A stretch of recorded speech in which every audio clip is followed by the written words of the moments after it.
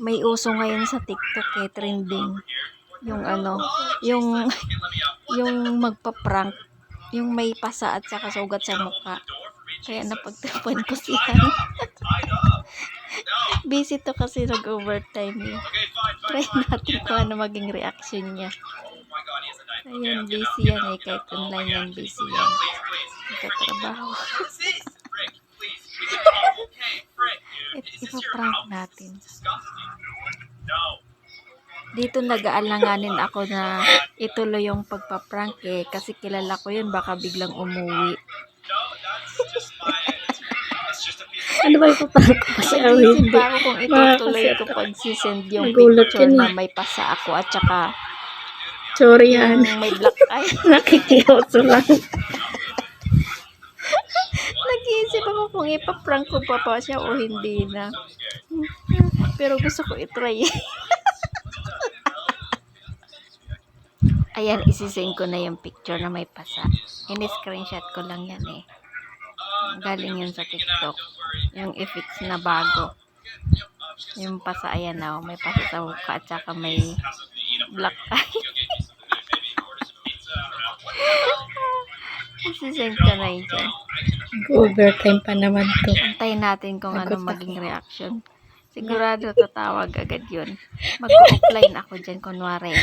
Nag-offline ako kasi ginagamot ko. Hindi. Busy May kasi chat yan. yun. Ay, hindi, tatawag talaga. Tatawag agad yun pag nakita niya.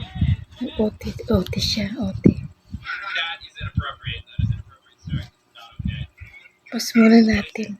Tayo natin ang reply. Hindi na guys, tumatawag na.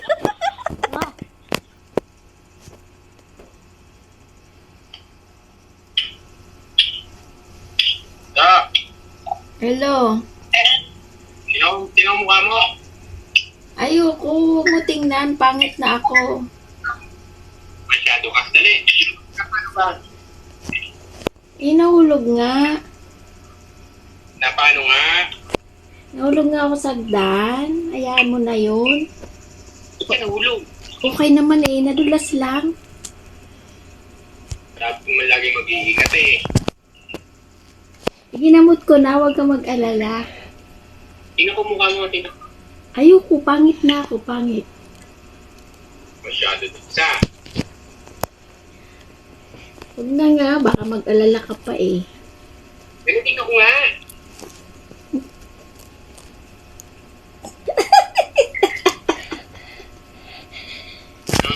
Okay, let's go. Butik ka. Butik ka.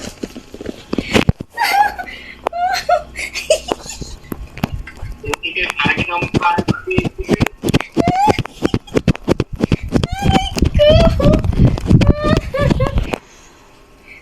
Matatapos lang namin.